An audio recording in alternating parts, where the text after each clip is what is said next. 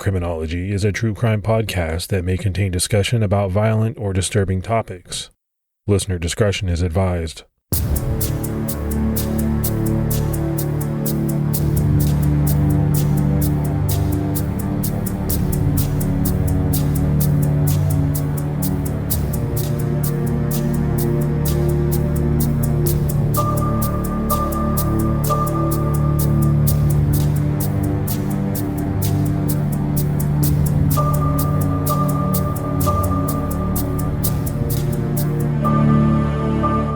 Hello, everyone, and welcome to episode 145 of the Criminology podcast. I'm Mike Ferguson.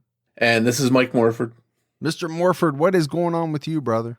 Not much, just trying to stay warm. It's a little bit chilly today, and I'm used to that heat. Don't give me that. It is 26 degrees where I am. I do not want to hear it's a little chilly. I like to razz my friends up north. Believe it or not, I do miss the snow and being in that little bit of environment. But, you know, I'll take the heat and the sun anytime over that. Sorry. Yeah, the way I figured it, you miss seeing the snow, but you don't miss dealing with the snow, is what I always think of how people must feel when they move from the north down into warmer climates. Yeah, that's a good way to say it. Looking at it's one thing, but being in it, totally something different. Let's go ahead and give our Patreon shout outs. Before we jump into this episode, we had Donna Salmon, Anthony Rubino, Casey Aspinwall, and James Harrington. So some great new support. We really appreciate that. Yeah, thank you so much. That really goes a long way to helping the show. And if there's anyone out there that would like to support Criminology, they can do so by going to patreon.com/criminology. All right, buddy, let's jump right in. In this episode, we are discussing the murders of a man and a woman whose bodies were found in Sumter County, South Carolina. Police had their work cut out for them in trying to find out who had killed these people. And I think really just as much of a challenge trying to figure out who the two victims were, because they had no identification on them. The mystery of who this couple was stumped investigators for over 4 decades until they were finally identified using genetic genealogy. On August 9th, 1976, at 6:20 a.m., about 25 miles east of Sumter, South Carolina, a truck driver spotted the bodies of 2 people in the brush off the side of the road. He quickly contacted the owner of a local store, who in turn called the police. Police arrived at the scene and began to investigate and recover the bodies of 2 deceased adults who appeared to be in their 20s, a male and a female. It was quickly evident to them that both had been murdered, the victims of gunshots. The bodies were down a dirt road called Locklear Road off the highway, right near the Florence, South Carolina county line. This is a somewhat secluded area between 2 highways, I-5 and US 341, and it's an area used mostly by truck drivers to rest somewhere close to the highway. This was a quiet area in a peaceful county. This wasn't the kind of thing people in Sumter County were used to. A local man described hearing a car and gunshots in the early morning hours of August 9th, leading police to believe that this couple may have had their car stolen and were shot as victims of this carjacking. There are a few reports that a man saw someone get out of a car before hearing gunshots and then saw the same car turn around and speed back toward the highway. These reports don't identify the witness, so it's unclear if there is one eyewitness and one man who only heard gunshots, or whether this is the same man giving somewhat different reports, or if one of the reports has been misinterpreted. Either way, the timeline matches up that these gunshots and this car were related to the murders of the victims that would come to be called the Sumter County Does, or individually Jane Doe and Jock Doe. It's been reported that the Sumter County Does were shot execution style because they were first shot in the back and finished off with shots to the throat. But later reports state that they were each shot 3 times in the chest and also in the back, not the throats as first reported. There are marks of some kind on their throats in the photos of them at the crime scene, but they don't appear to be actual wounds. It's still unclear what they are, and they don't seem to appear at every angle like they should. So it's probably safe to say that they aren't bullet wounds as first thought. Police didn't have a lot to work with because there was not much evidence found at the crime scene. As we mentioned earlier, neither victim had any identification on them, and they also had no money in their possession. Curiously, they did have expensive watches and jewelry still on their bodies. To police, I believe this helped bolster the carjacking theory, because if it had solely been a robbery, the jewelry, or at the very least their watches, would have likely been stolen as well. The wounds to the pair were determined to have been caused by a .357 caliber revolver. The county medical examiner combed over the bodies, making notes and documenting what he found. Jock Doe was 6'1", about 150 pounds, with brown shoulder-length hair and brown eyes. He wore Levi jeans and a red t-shirt. His shirt was branded with cords and other markings. Investigators would eventually track the shirt down to the Sebring races in Sebring, Florida. In the pocket of Jock's jeans, he had a matchbook from Grant's truck stop. There were only 3 Grant's truck stops in the U.S., one in Idaho, one in Nevada, and one in Arizona. Investigators believe that Jock visited one of these locations before making it to Sumter, South Carolina. He wore no underwear and still had sandals on his feet. He had a 4-inch appendectomy scar, as well as scars on his back and shoulder, suggesting that he may have played contact sports. He was wearing a yellow gold Bulova watch with a readable serial number and a 14-karat gold ring with the initials JPF engraved on the inside. It had a blue sapphire stone and has been described as being of a Far East design. The medical examiner placed Jock as being between 18 and 30 years old. Now that's a pretty wide age range because he was thin, wearing the style of clothes that a younger person would, and his face looked young. But his teeth told investigators a very different story. Jock's teeth made the examiner think that he was actually on the older end of the range. His teeth were, to some experts, that of someone older than 27 years old. He had some specific teeth extracted, the third molars, which don't come into your mouth until you're around 18 years old. And it was noted that the extractions didn't seem to be very recent work, indicating that he was most likely in his late 20s. He had had a lot of dental work done, some of it very unique and some of it done possibly outside of the United States. A forensic dentist from Spartanburg, South Carolina, Dr. Charles Hanna Jr., tried to use this information back in 1977 to spur Jock's dentist to come forward and help with identification. Dr. Hanna was a member of the National Association of Identification Officers. He and 2 technicians traveled to Sumter and pulled the male doe's teeth to examine them more closely and analyze the metal in his fillings. Investigators really locked in on Jock's teeth because they felt it might be the biggest clue they had in identifying him. Jock had a unique root canal, a rare type called a fluted root canal, and it appeared that he was about halfway through a full restoration of the tooth. Dr. Hanna believed the work was done very well, and that the dentist who performed Jock's root canal may have specialized in doing root canals. Jock also had something called radio-opaque in the base of his filling, which had only been in use for 2 years by 1976. This led Dr. Hanna to believe that Jock had undergone this procedure sometime within the year before he was murdered.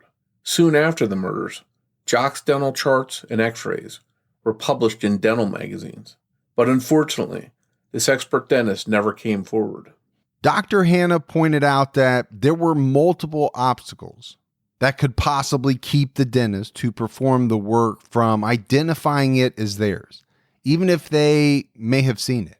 The dental x-rays were backwards or inverted when published in the magazine, making it difficult, if not impossible, for dentists to compare them to their own records, as well as causing them to not match the dental charts they were published with. The annotations on the charts also did not use the international terminology used by forensic dentists. The marking A was previously used to indicate amalgam in fillings. However, amalgam internationally was noted as AM, and this A would also indicate the use of acrylics.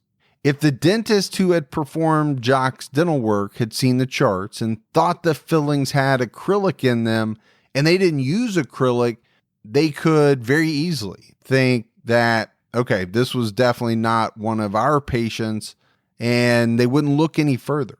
Hannah explained this discrepancy, stating that the dentist at the Medical University of South Carolina at Charleston was simply an older person who had been educated when the symbols were different. Jock's teeth wound up being a tantalizing but ultimately fruitless rabbit hole for investigators. Jane Doe was approximately 18 to 25 years old. She was 5'5" and weighed about 100 pounds. Her hair was a reddish brown, and it was down to her shoulders. She had blue-gray eyes and very long eyelashes. There were 2 prominent moles on her face near her mouth on her left cheek. Her teeth were straight, although she had fillings in all of her back teeth. She didn't have any surgical scars, had no indications that she had ever been pregnant or given birth, and her legs were unshaven. She also wore no underwear like Jock. She had on a white blouse and pink halter top that tied in the front. Her denim jeans were short cutoffs like Daisy Duke's, and her sandals were wedges from Stride Right. They were hot pink and lavender, and the pink in her shoes matched her top. Tying her whole outfit together was a floral scarf that she had used as a belt. Jane also still had her jewelry on, 3 rings that looked like they were from the southwestern part of the United States. They were silver with turquoise and the inlay of a feather. The style suggested it was made by a Native American Indian, or a Mexican jewelry maker, or someone skilled in the southwestern type of jewelry. Both Jock and Jane were described as well-dressed by authorities, and because they were nice-looking and well-groomed, investigators believed they were most likely from stable, well-to-do backgrounds or homes. It seemed extremely unlikely that 2 people from upscale families wearing valuable watches would be completely unknown and unmissed for a long period of time. But there are a couple of possibilities here. One is that the couple wasn't killed in a robbery, but for some other reason. Or if they were robbed before being killed, their assailant missed some things during his escape. If someone had stolen these items and tried to pawn them, they might have drawn attention to themselves. In 1976, someone who had stolen these items would have had to most likely walk into a pawn shop, show their face. They wouldn't have had the opportunity that maybe exists today of creating a fake online persona, offering these things up for sale online, and ultimately mailing them, never having to see anyone in person. Though they were described as Caucasian, Jock and Jane were also noted to have olive complexions. Because of this, and the fact they appeared to have been traveling together for some time, it led many to believe that Jane and Jock Doe may have been brother and sister. In fact, that was a prevailing belief for 31 years. In 2007, former Sumter County coroner Verna Moore had both bodies exhumed and had the DNA collected, sequenced, and tested. This proved that the pair were not siblings, and they weren't related at all. After this finding, it was clear to police that not one, but 2 families out there had to be missing someone. A report states that neither of the deceased had any drugs or alcohol on their bodies. Now, this is something that has to be examined. On their bodies is very different from saying no drugs or alcohol in their systems. So this report may not even be referencing toxicology findings, but rather whether or not they had drugs or alcohol on their person. The problem is there's really nothing out there that further explains this report or references toxicology testing itself. One other small clue was noted after examining the bodies. It was apparent that Jock and Jane were not smokers. Both Jane and Jock had fruit and ice cream in their stomachs. Investigators believe that they had eaten at a local fruit stand or ice cream stand. Someone actually came forward and told authorities that they believed they had seen Jock and Jane at a local fruit stand together, but they couldn't tell if there was anyone else with them or what kind of car they were in, if any. There are posts online about the Does being seen on a motorcycle at that fruit stand, but there's not much out there about that sighting. Fruit is very common on highways in the South, so perhaps Jane and Jock did stop at one of those places to eat and were witnessed, but the eyewitness accounts didn't conclusively ID Jane and Jock as being the people seen by witnesses. A man from York, Nebraska, ended up coming forward with possible information months after Jock and Jane Doe were found. He believed that he had done mechanical work on a van with Oregon or Washington license plates, and that the couple, Jock and Jane, were in the van. We talked about it. One of the Grant's truck stop locations we mentioned earlier was in York, Nebraska. Unfortunately, this man couldn't add much else, so it really didn't help investigators all that much. An employee at Campgrounds of America, David Baston, came forward and said that Jock Doe looked familiar, and that he believed he had spoken to him. In fact, this encounter is the reason that the name Jock was used for this particular Sumter County Doe, rather than the traditional name John. This witness believed that Jock and his girlfriend were at a campground in Santee, South Carolina. The witness said that the unknown man told him that his name was Jock and that he was Canadian. Jock added that his father was supposedly a very well-known Canadian doctor, but because he walked away from a medical career of his own, he had been disowned by his father. This witness played pool with Jock and said that the young Canadian man tried to pawn him an expensive ring. When authorities showed him the ring that Jock Doe was found wearing, he said it looked very similar to the one he remembered being offered. This man remembered that Jock and his young girlfriend left the Santee, South Carolina campground, headed for Florida after a few days. It's important to note that this man never described the girlfriend of the man he spoke to, and we have no idea if he believed it was Sumter County Jane Doe or not. The witness was also going from memory after seeing Jock several months earlier. Jock and his girlfriend apparently made it to Florida unharmed, as they stopped back at the same Santee, South Carolina campground after having already been to Florida. Unfortunately, all of KOA's records from the campground were destroyed in a house fire by the time investigators got around to looking for them. Jock and Jane Doe were interred on August 14, 1977, at Bethel United Methodist Church's cemetery in Oswego, South Carolina. They were listed as unknown male and unknown female. People came forward with theories about who the Sumter County Does were, but none really seemed promising. Police thought that the best possibility was that the male might be a man named Jock from Canada, with a doctor as a father. But even that seemed weak. Surely a prominent doctor's son disappearing would have someone searching for him. Due to the olive undertones of their skin, and the fact that Jane Doe didn't shave her legs, some people thought she may have been from outside the United States, perhaps as an exchange student or an immigrant from the Middle East. Others theorized that the unidentified couple's murders were connected to drug smuggling because of the circumstances, their anonymity, and the proximity to the interstate where they were found. Others thought that the pair could have been racing fans. Jock had a Sebring Races shirt, and that year, the Southern 500 was in Darlington, South Carolina, over Labor Day weekend. Maybe it was them at the KOA campground, and they were just staying there between races. For 40 years, the pair were known as Jock Doe and Jane Doe. Their story was well known in the area, and then spread beyond the county to other parts of the state and country, where they would be called the Sumter County Does. The couple's story was featured on an early episode of Unsolved Mysteries, but the photos they used in the episode were of their bodies at the crime scene at odd angles, rather than the clear post-mortems or even a good sketch, and there weren't many leads generated by the show. If you love chilling mysteries, unsolved cases, and a touch of mom-style humor, Moms and Mysteries is the podcast you've been searching for. Hey guys, I'm Mandy. And I'm Melissa. Join us every Tuesday for Moms and Mysteries, your gateway to gripping, well-researched true crime stories. Each week, we deep dive into a variety of mind-boggling cases as we shed light on everything from heists to whodunits. We're your go-to podcast for mysteries with a motherly touch. Subscribe now to Moms and Mysteries wherever you get your podcasts.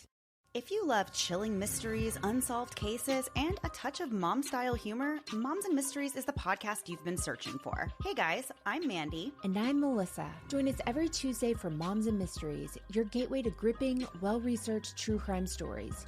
Each week, we deep dive into a variety of mind-boggling cases as we shed light on everything from heists to whodunits. We're your go-to podcast for mysteries with a motherly touch. Subscribe now to Moms and Mysteries wherever you get your podcasts. Finally, on January 21st, 2021, Jane and Jock's identities were revealed to the world by the Sumter County Sheriff's Office and the DNA Doe Project. Victims advocate, volunteer, and citizen sleuth Matt McDaniel was a driving force behind their DNA match, as he directly told the Sumter County Sheriff's Office that they should contact the DNA Doe Project. They finally did so in June 2019, and the DNA profiles of both does were uploaded into GEDmatch and Family Tree DNA.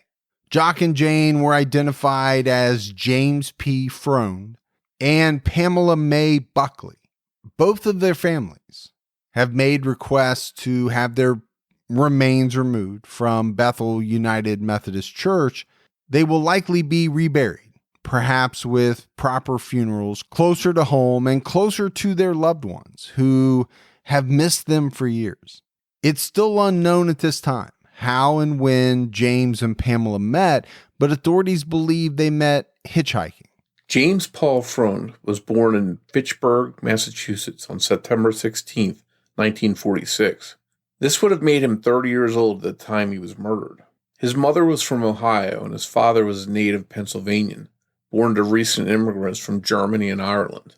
They lived in Leominster, Massachusetts until they later moved to Lancaster in Pennsylvania. This was 25 miles south of his father's hometown in Lebanon. In high school, James was on the basketball team and in the football club. He was also in the English club and Pinochle club. He graduated from McCaskey High School in June 1964, and a month later joined the Army. He was sent to Maryland for training as an auto repairman. In early 1965, James got married at Covenant United Methodist Church in Lancaster to Charlene Albright. He and his wife, apparently his high school sweetheart, had a daughter together. Following their marriage, James was stationed in Germany. James's father, Adam, passed away in 1966 from a heart attack. He was pretty young, only 49 years old, and James was stationed in Germany at the time that it happened. There's not much information about when James returned home or really what happened in regards to his marriage, but things must have been rough. James possibly could have been unfaithful because in 1971, Charlene filed for divorce, and by 1974, he was taken to court, charged with non-support of a child born out of wedlock. This indicated that he most likely had a second child outside of his marriage. James ended up paying child support, though, and the charges were dropped. James was last heard from in December 1975 on Christmas Day. His last known address was 333 West Walnut Street in Lancaster, Pennsylvania. James's family waited for 10 years without a clue what happened to him. In 1985, they attempted to have James declared legally dead, but ran into legal hurdles. His ex-wife made another attempt to declare James dead in 1988. Which succeeded. James Paul Freund is listed as legally dead as of 1983 in the United States Social Security Index. But in that index, it's common to list people as dead 7 years after their date of disappearance. It's unclear why the 1985 attempt to have James declared dead was unsuccessful. It's also not known who James may have had a child out of wedlock with, but his daughter he had with Charlene is still living. James' mother died in 2004. So she would never learn what happened to her son. Pamela Mae Buckley was born in 1951 in Redwood County, Minnesota. She was 25 years old when she was murdered. Her father was a native of Redwood Falls, Minnesota. In high school, Pamela was in the Spanish Club and was the Redwood Falls Snow Queen. She was ready to be Miss Redwood Falls 1971, but she wanted to travel in a band that she was in, a trio called Sunlending. Pamela moved to Colorado Springs, Colorado, and in 1972, she married a man named Gary Kennel. By 1975, the marriage was over, and the couple was in the midst of a divorce. Pamela was last heard from on December 1st, 1975. Gary later remarried, but it looks like his second wife, unfortunately, passed as well. Pamela's father, Robert, passed away in 2014, and in his obituary, Pamela is listed as preceding him in death. So, Morf, I think definitely at that time, the family firmly believed that Pamela was dead. One interesting thing that I just noticed was that both James and Pamela vanished or were last seen by their families in December of 1975. And then they were found together later on in 1976 in South Carolina. So to vanish from two different parts of the country, wind up in another part of the country, but it didn't seem they knew each other beforehand is pretty interesting. Well, and maybe, it lends some credence to the theory that they met hitchhiking or, they met somewhere along the way in their travels. So now the mystery as to the identities of the Sumter County Does is solved, but another one remains. Who killed James and Pamela and why? In December 1976, just 4 months after their murders, a man was arrested for driving while under the influence in Lotta, South Carolina.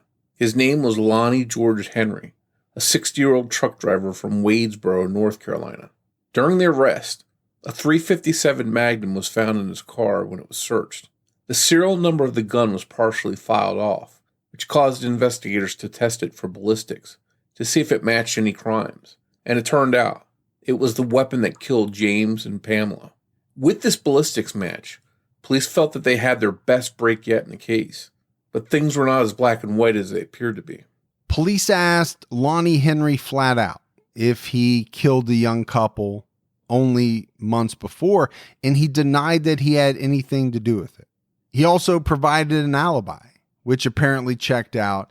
He said he had been visiting his sick wife in the hospital on the day of the murders, a state away in North Carolina. Police asked Henry to take a polygraph, and he agreed. And according to police, he passed it. But this didn't get Lonnie Henry off the hook. He still had to explain how he got the gun. Henry told police that he was given the gun as a gift by his brother, Jim Henry. Some people have claimed that Lonnie Henry also made statements that he bought the gun from a fellow trucker.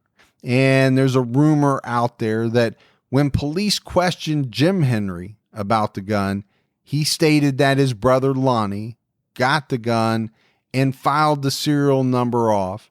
He then concocted a story about buying it from a trucker.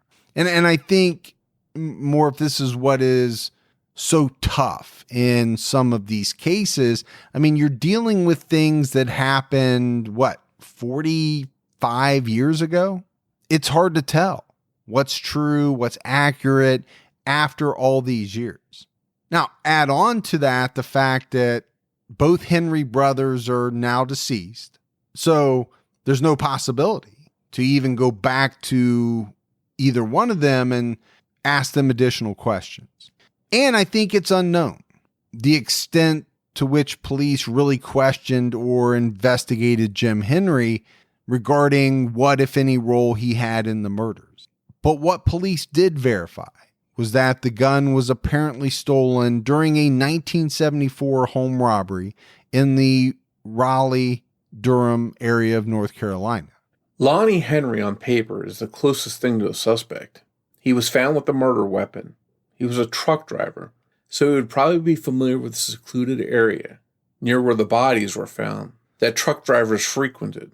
Truckers often give hitchhikers rides, but he had an alibi for the day of the murders and passed a polygraph test. Now make of that what you will. We all know about the admissibility of polygraph tests.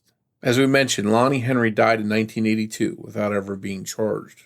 I think one of the most mind-blowing aspects of this case is that two young people, both with families that really seemed to care about them, went unidentified for 45 years. So we couldn't find any documentation showing that either James or Pamela was reported missing by their families. Did it happen? Did it not happen? We don't know for sure. I think what is safe to say is that if they were not reported missing, it's kind of a shame because they most likely would have been identified years earlier. One thing is clear. The Sumter County Sheriff's Department seemed to do all they could over the years to bring attention to their case. The department had Jane and Jock Doe's fingerprints, their dental information, descriptions, and composite sketches circulated. But no one ever connected them to James and Pamela. Even the serial number on the watch was recorded, and authorities attempted to follow that lead, but it didn't pan out. Unfortunately, his bull of a watch was manufactured in 1968, and shortly after, the company downsized and destroyed a lot of their records. The information about where this watch may have been sent or sold was lost forever. That in itself may not have helped in the long run because it had been given to James by his father-in-law, who worked as a tool and die maker for Bulova Technologies. Perhaps the easiest path that might have identified the pair earlier, or at the very least James, was the ring on his finger bearing the initials JPF. And still, this was never linked to any missing person with the initials JPF. Obviously, those were his initials, James Paul Freund. So on the face, obviously, this seems like a huge clue. I mean, you have the initials of your unidentified victim. The problem is there was never a link. So you have to ask the question, why was there no link? And, maybe that question is answered by the fact that they had no missing person named James Paul Freund.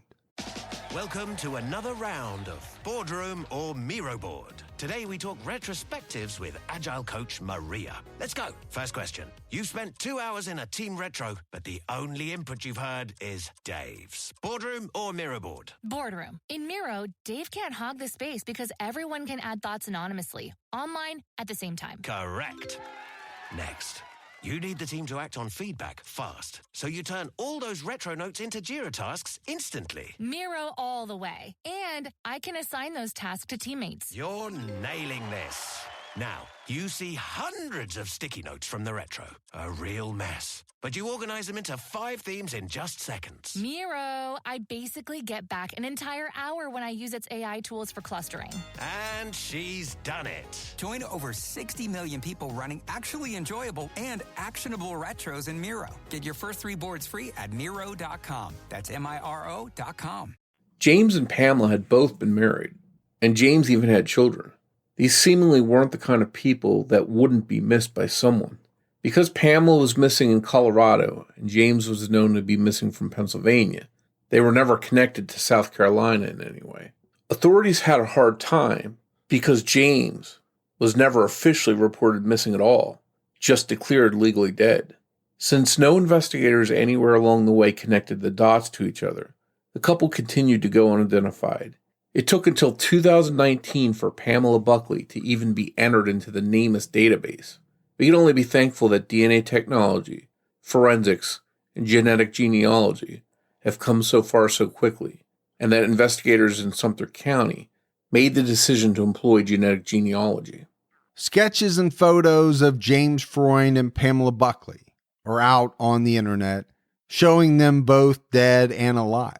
These were provided by investigators, but even if someone that knew James or Pamela had seen them, there's no guarantee they would have even recognized them.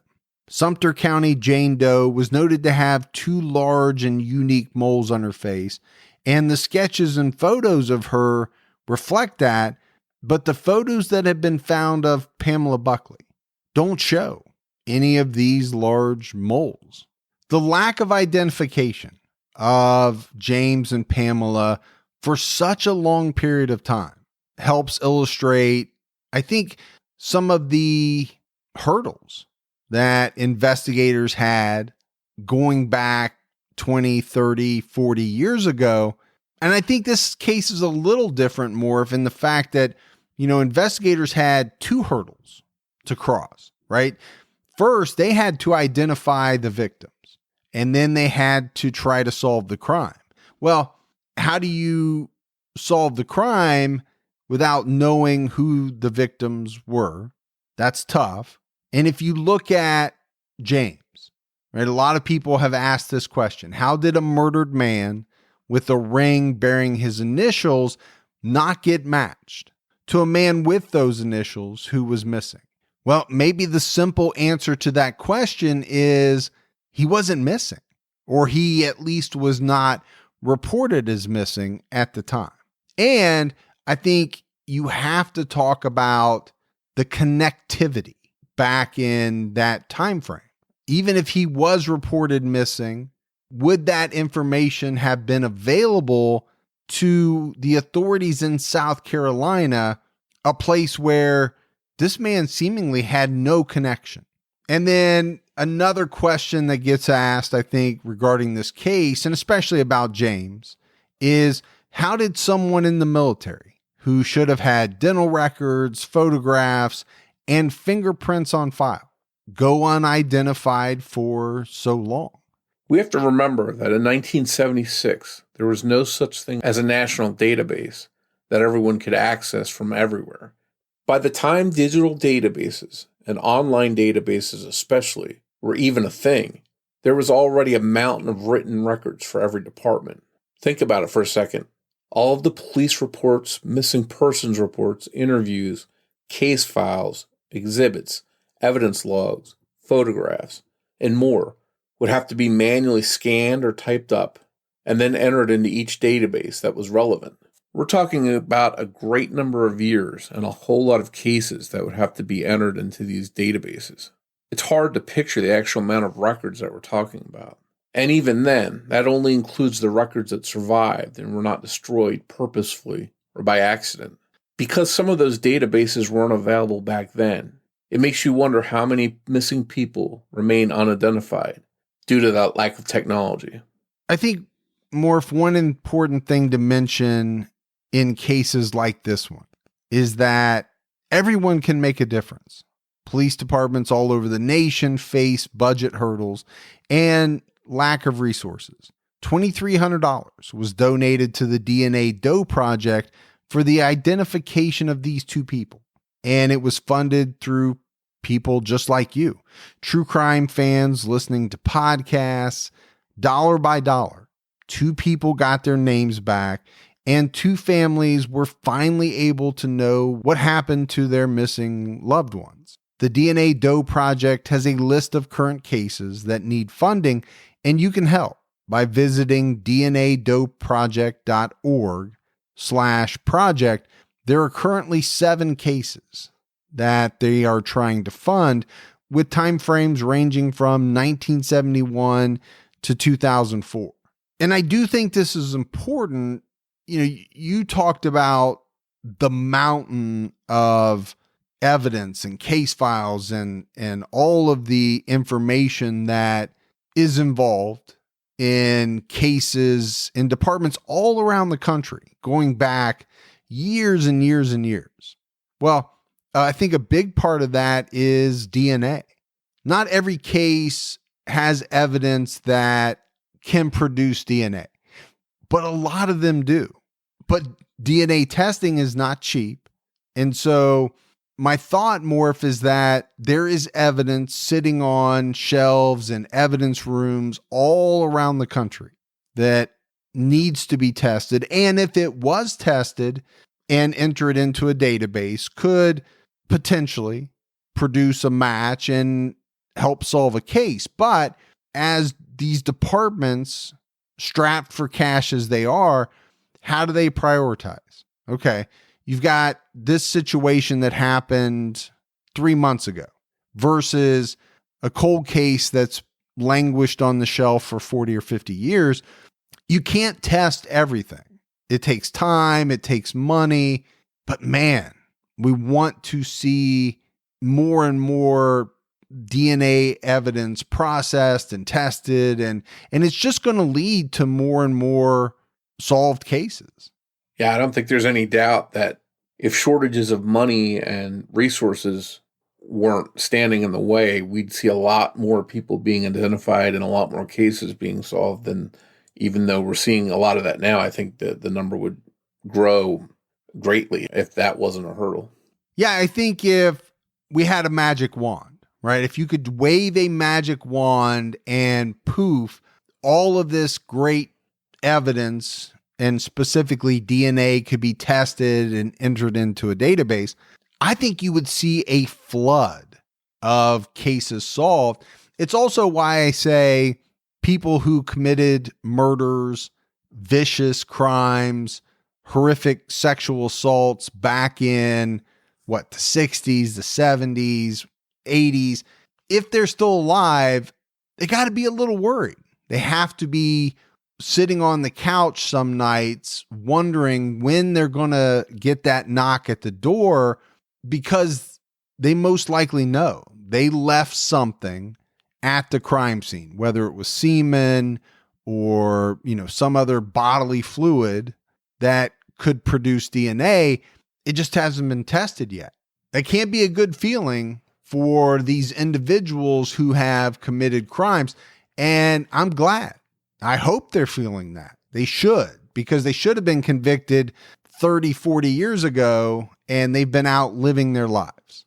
And to me, this case is just a reminder, too, that we see genetic genealogy bringing all these killers out of the woodwork and for crimes they did decades ago. But we also have to remember that same genetic genealogy is helping to identify unclaimed victims previously put in as John Does and Jane Does because there was no way to identify them. Well, now we know that this genetic genealogy can do that. Just like it can identify a killer, it can give them their names back, their identities back. Yeah, I think it's a good point. I mean, I was kind of focused on solving the case and finding the killer. But the other very important piece of that is giving back these victims' names and helping their family find out what happened to them, identify them, let them give them a proper burial. This wasn't DNA Doe Project's first identification of 2021.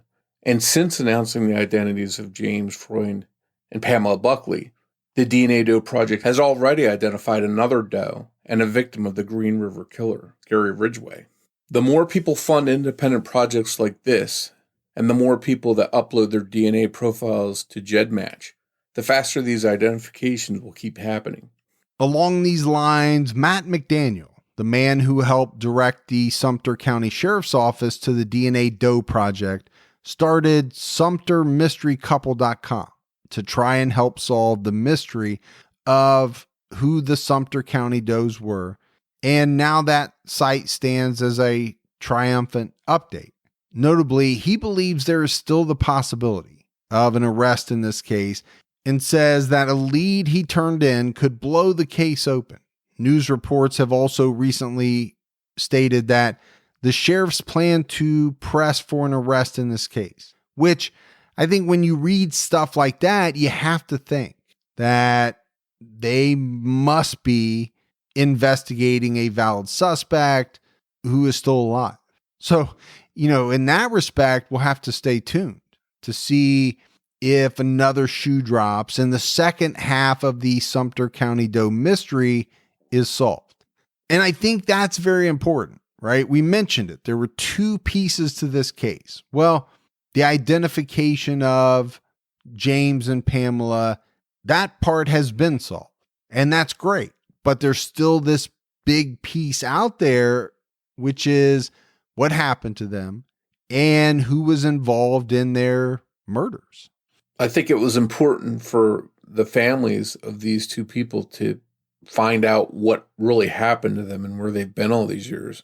But that just opens up a new wound for them. Now they know their loved ones were murdered, and that's going to lead to more questions and more emotions. And that's why I think it's important that the police press on and try and get some kind of conclusion that they can pass along to these families. Yeah, it's kind of staggering to me, Morf, when I sit back and think about, how many people, how many families are out there, not just in the United States, around the world, who are missing a loved one and really have no idea what happened to them. It's very sad when you think about it in that context, or families who know that their loved ones were murdered, but they don't know who did it. They don't have that finality. I think those are the heartbreaking scenarios when it comes to these unsolved cases. But like you mentioned, the identifications of not only victims, but of the killers using some of this new DNA technology is happening at a lightning pace. And, to be honest with you, that is very exciting. And I'm not sure that's the right word, but because we all in the true crime community want to see these cases solved. So maybe it is the right word. Maybe it is. It's exciting to see that some amazing progress can be made 30, 40, 50 years after some of these incidents occurred. Thanks goes out to Sonny Landon for writing and research assistance in this episode. As always, if you love the show and haven't done so yet, take a minute, go out, give us a 5-star rating. Keep telling your friends about Criminology. That word of mouth is amazing. If you want to find us on social media, we're on Twitter with the handle @CriminologyPod. You can also find us on Facebook by searching for Criminology Podcast or by joining our Facebook discussion group, Criminology Podcast Discussion and Fans. So that's it for our episode on the Sumter County Does. Hopefully more to come. It would be amazing to hear that they've identified a suspect, they've arrested a suspect. So I think we'll all have to stay tuned for that. But we'll be back with all of you next Saturday night with a brand new episode. So for Mike and Morf, we'll talk to you next week. Take care, everyone.